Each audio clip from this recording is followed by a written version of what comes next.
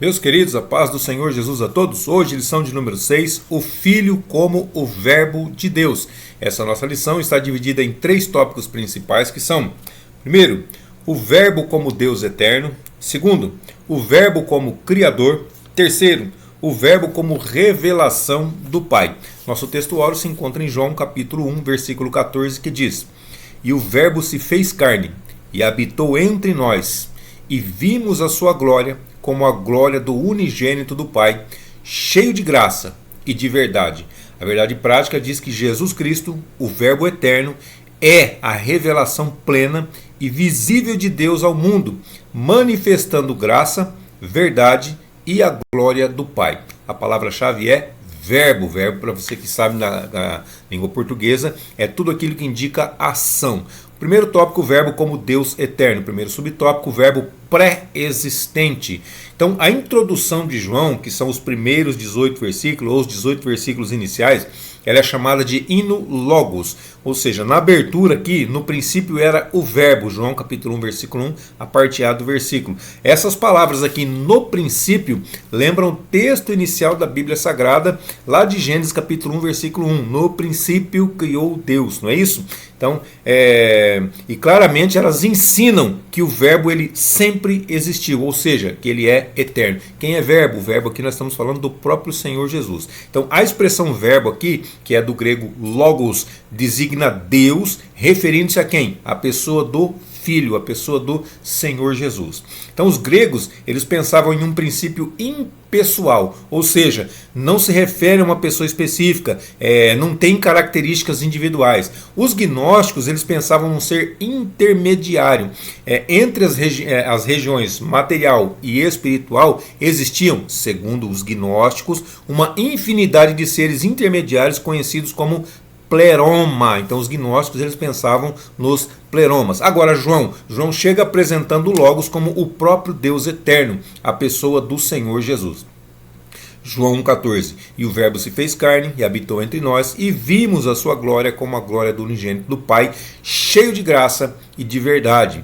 Jesus ele não começou a existir em Belém de Judá, não, pois ele é eterno, ele é coexistente com o Pai desde o princípio. A palavra coexistente significa que existe simultaneamente, que convive harmoniosamente. Colossenses 1,17 vai dizer assim: e ele é antes de todas as coisas, e todas as coisas subsistem por ele. Ele aqui é o Senhor Jesus. O segundo subtópico fala sobre o verbo como pessoa distinta ou diferente. No texto bíblico, João afirma que o verbo estava com Deus. João capítulo 1, versículo 1, a parte B do versículo. Então a expressão grega prostonteon, ou seja, com Deus, ela comunica relacionamento face a face. Indica uma distinção de pessoas dentro da unidade da Trindade. Então Deuteronômio 6,4 vai falar sobre a unidade, não é? Ouve Israel, o Senhor nosso Deus é o único Senhor. Então é uma unidade. 1 de João capítulo 5, versículo 7 vai falar assim, ó: porque 3 são os que testificam no céu: o Pai, a Palavra ou o Verbo e o Espírito Santo. E esses 3 são olha só que informação importantíssima que João está passando aqui para a gente. Ele está falando da unidade, mas também está falando da Trindade. Está falando do Pai, da Palavra e do Espírito Santo. E está dizendo que esses 3 eles são absolutamente um. Então, o Senhor nosso Deus é o único Senhor? Exatamente isso, é um único Senhor em 3 pessoas. Pai, Filho e Espírito Santo não são formas sucessivas de aparecimento de uma pessoa. Uma hora aparece assim, outra hora aparece assim, uma hora aparece como pai, outra hora aparece como filho, outra hora aparece... Não são formas sucessivas de uma pessoa, não. Mas são pessoas coexistentes desde o princípio. Lembra da palavra coexistente? Isso, exatamente. Existem simultaneamente, ou existem ao mesmo tempo. João 17,5 vai dizer assim: e agora glorifica-me tu, ó Pai, junto de ti mesmo, com aquela glória que tinha contigo antes que o mundo existisse. Jesus está citando essas palavras aqui, e ele está dizendo que para o Pai glorificar ele com aquela glória que ele já tinha antes que o mundo existisse. Então, antes que o mundo existisse, Jesus já existia. Terceiro subtópico, o verbo é da mesma essência do Pai. Então, no primeiro versículo, João ele revela o verbo era Deus, João capítulo 1, versículo 1, a parte C do versículo.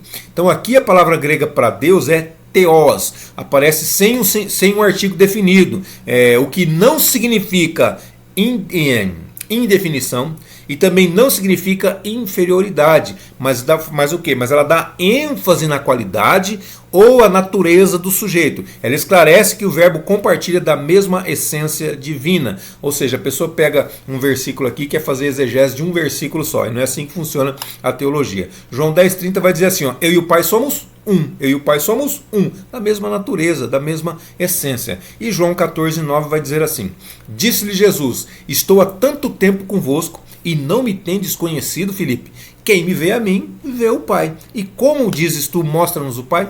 Então, desse modo, o verbo é como o Pai. E como que o Pai é? O Pai é eterno. João 1 e 2. Ele estava no princípio com Deus. Se estava no princípio com Deus, então ele é eterno. E ele também é o quê? Criador. O versículo 3, João 1 e 3. Todas as coisas foram feitas por ele. Sem ele, nada do que foi feito se fez. Nada se fez sozinho. Então foi Jesus quem criou todas as coisas. Portanto, a expressão o verbo era Deus ensina que Jesus é da mesma substância do Pai. Isso é, em sua totalidade. E quando eu digo era, não é porque deixou de ser, não. Não, ele já era Deus, ele já era pré-existente ou coexistente, seria melhor essa palavra, essa colocação. Colossenses 1,15 vai dizer assim, o qual é imagem do Deus invisível, o primogênito de toda a criação. Está falando de quem? O qual aqui? O qual é Jesus Cristo. Colossenses 2,9. Porque nele quem? Em Jesus Cristo, habita corporalmente toda a plenitude da divindade. Por que nele habita corporalmente a plenitude da divindade? Por quê? Porque Jesus é o único que tem o corpo. O Pai... A Trindade não tinha corpo, Agora sim, com o corpo de Jesus, toda a plenitude da divindade habita nesse mesmo corpo. Aí o resumo desse tópico vai dizer que o verbo é eterno, distinto do Pai e da mesma essência divina, plenamente Deus, ou seja, 100% Deus. O segundo tópico fala sobre o verbo como criador. O primeiro subtópico fala sobre o agente da criação. Então a Bíblia ela declara, no princípio criou Deus, está lá em Gênesis capítulo 1, versículo 1, somente a parte A do versículo. Então a expressão criou traduz a palavra hebraica bará, que é um termo reservado à atividade criadora de Deus. Só Deus utiliza esse verbo bará aqui. Gênesis capítulo 1, versículo 21 e o versículo 27. E Deus criou, olha aqui o bará, criou as grandes baleias e todo réptil de alma vivente que as águas abundantemente produziram conforme as suas espécies, e toda ave de asas conforme a sua espécie, e viu Deus que era bom. Aí o versículo 27 vai falar do homem, né? E criou Deus o homem à sua imagem, a imagem de Deus o criou, homem e mulher os criou. Então tem criou 3 vezes aqui, e essas 3 vezes é a tradução da palavra bará, que é atribuída somente a Deus. Então afirma que o universo foi criado por Deus a partir do nada. Deus criou a partir do nada. Não é, a expressão latina ex nihilo, do nada. Tem uma frase que diz assim, ó, ex nihilo nihil fit. O que é isso aqui? Nada surge do nada. Então, se você sabe que nada surge do nada, todo mundo sabe que nada surge do nada, então nós entendemos que Deus criou todas as coisas. A partir do nada houve um criador, houve uma pessoa que fez alguma coisa a partir do nada, que essa pessoa foi Deus. E Deus na pessoa de quem? Na pessoa do Senhor Jesus. Hebreus 11:3 vai dizer, pela fé entendemos que os mundos, os mundos, está no plural aqui, pela palavra de Deus foram criados. Então, houve algum motivo pré-existente para que as coisas fossem criadas. Não foi do nada, não foi ex nihilo, não, foi pela palavra de Deus. Então a doutrina de Deus como Criador possui fundamentos no Antigo Testamento. Ou seja, tanto no Antigo Testamento como no Novo. Agora no Antigo Testamento, vamos ler aqui só o Salmo 33, só um versículo só, tá? Mas tem vários outros também que vai falar sobre isso. Pela palavra, Salmo 33, verso 6. Pela palavra do Senhor foram feitos os céus e todo o exército deles, pelo Espírito da sua boca. Confira aí também Isaías 45:12, Neemias 9:6, dentre tantos outros textos. Agora, no Novo Testamento, Atos 17:24, um só, tá? Dentre vários outros. Atos 17, 24. O Deus que fez o mundo e tudo que nele há, sendo Senhor do céu e da terra, não habita em templos feitos por mãos de homem. Aí confere também Romanos 1:20 e Apocalipse 4:11. João ele apresenta Jesus como Criador. Todas as coisas foram feitas por Ele. Sem Ele, nada do que foi feito se fez. Está lá em João capítulo 1, versículo 3. Então, este versículo ele enfatiza a divindade do verbo, ou seja, que o verbo é Deus. Aí Colossenses 1, 16 e 17 vai dizer assim: porque nele quem? Jesus, foram criadas todas as coisas que há nos céus e na terra, visíveis e invisíveis, sejam tronos, sejam dominações, sejam principados, sejam potestades. Tudo foi criado por Ele e para Ele. 17. E Ele é antes de todas as coisas. E todas as coisas subsistem por Ele. O que é subsistir? É permanecer, é durar, é sobreviver, é se manter firme. Então todas as coisas se mantêm firmes por Ele. Todas as coisas permanecem por Ele. Todas as coisas perduram por Ele, por causa dele. É Ele quem faz tudo isso daí. Além de criar, ainda mantém. É o Criador e mantenedor de todas as coisas. Segundo subtópico, a fonte da vida. Então João ele enfatiza com clareza que nele estava a vida. João capítulo 1, versículo 4, a parte A do versículo. Nele quem? Em Jesus estava a vida.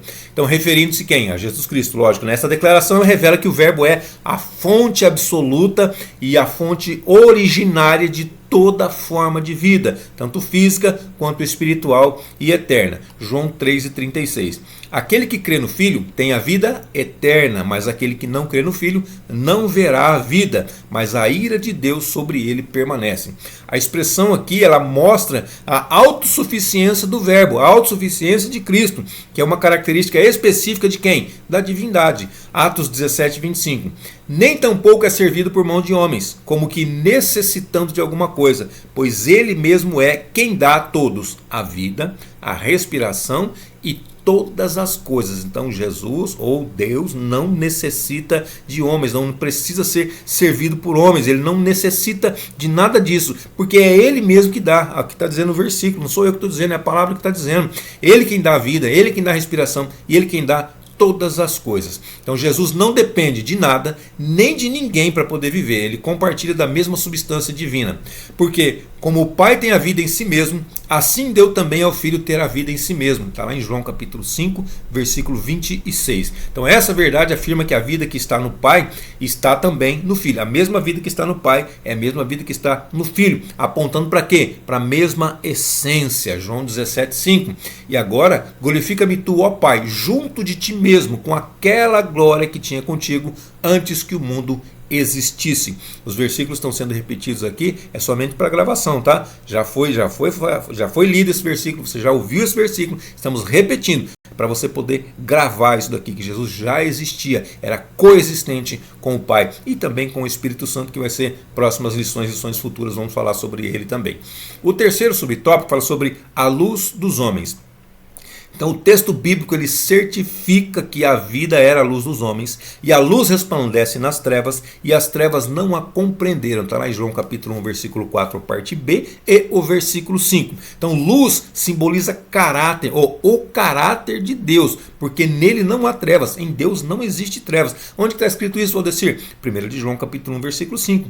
E esta é a mensagem que dele ouvimos, e vos anunciamos que Deus é luz, e nele não há trevas nenhuma, nenhum tipo de trevas lá em Deus.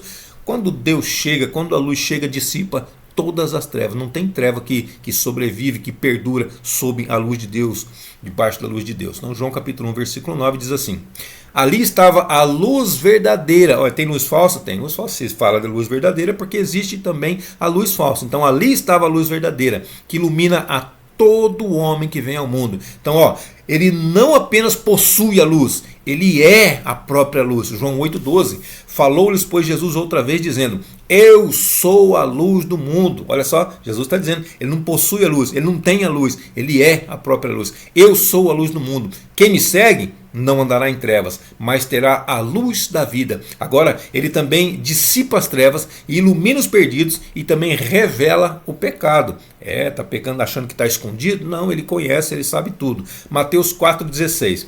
O povo que estava assentado em trevas viu uma grande luz, e aos que estavam assentados na região e sombra da morte, a luz raiou, a luz brilhou. Então a declaração, as trevas não prevaleceram contra ela, lá de João capítulo 1, versículo 5, na versão Nova Almeida atualizada, mostra que as forças do mal ela não têm poder nenhum sobre Cristo. Romanos 13,12. A noite é avançada, o dia está próximo. Rejeitemos, pois, as obras das trevas e vistamo-nos das armas da luz. Aí o resumo desse tópico diz que, como Criador, o Verbo é a fonte de vida e de luz, e nenhuma força de trevas pode prevalecer contra ele, contra o nosso Senhor. O terceiro tópico fala sobre o Verbo como revelação do Pai. Primeiro subtópico, a encarnação do Verbo. Então João ele também apresenta o Verbo como supremo meio de autorrevelação do Pai. O Verbo se fez carne e habitou entre nós e vimos a sua glória. Repetindo, né? Novamente, né? João capítulo 1, versículo 14, parte A. O Verbo se fez carne, habitou entre nós e nós vimos a sua glória. Então, esta afirmação, ela marca o ponto máximo, ó. É o ponto máximo da revelação. O Verbo se tornou homem sem deixar de ser Deus. Ó, se tornou homem sem deixar de ser Deus. Filipenses 2, do 6 ao 8. Que, sendo em forma de Deus... mas você está dizendo sendo em forma... mas presta atenção no que eu vou dizer aqui agora. Versículo 6. Sendo em forma de Deus, não teve por usurpação ser igual a Deus. Olha o 7. Mas fez a si mesmo de nenhuma reputação, tomando a forma de servo. Então, peraí, forma de Deus, agora forma de servo, fazendo-se semelhante aos homens. Mas não está dizendo forma de homem, está dizendo forma de Deus e forma de servo. Então olha o versículo 8. E achado na forma de homem, humilhou-se a si mesmo, sendo obediente até a morte e morte de cruz. Então, o versículo 6 fala que ele é forma de Deus, o versículo 7 fala que ele tomou a forma de servo, e o versículo 8 fala que ele foi achado na forma de homem. Então, presta atenção no verbo que vem antes. Que sendo em forma de Deus, ou seja, sendo Deus, verbo ser aqui, sendo Deus, sendo em forma de Deus, não tem usurpação. Qual que é a outra? Tomando a forma de servo, sendo em forma de Deus, tomando a forma de servo, achado na forma de homem, humilhou-se a si mesmo, obediente até a morte e morte de cruz. Então, o termo grego aqui, ekenosen, que significa habitou, significa literalmente, armou a sua tenda. Então, essa linguagem ela faz alusão ao que? Ao tabernáculo. Lembra do tabernáculo lá no Antigo Testamento? Êxodo capítulo 25, versículo 8. E me farão um santuário ou um tabernáculo e habitarei no meio deles. Então o corpo de Cristo é assim comparado com esse tabernáculo, com esse mesmo tabernáculo. Isso, Colossenses 2,9. Porque nele, nele quem? Jesus habita corporalmente toda a plenitude da divindade. Repetindo o versículo que já foi lido, né? Nele habita corporalmente toda a plenitude da divindade. Então a partir do nascimento de Jesus, a divindade passou a ter também um corpo. Então, isso revela o quê? Revela a união hipostática. Pode dizer o que é a união hipostática? É a união de duas naturezas do Filho, ou seja, a divina com a humana, no mesmo lugar. Então essa é a união chamada de união hipostática. Então ele é Deus e ele também é humano, na mesma natureza. Aliás, duas naturezas em um mesmo corpo. Mateus capítulo 1, versículo 23.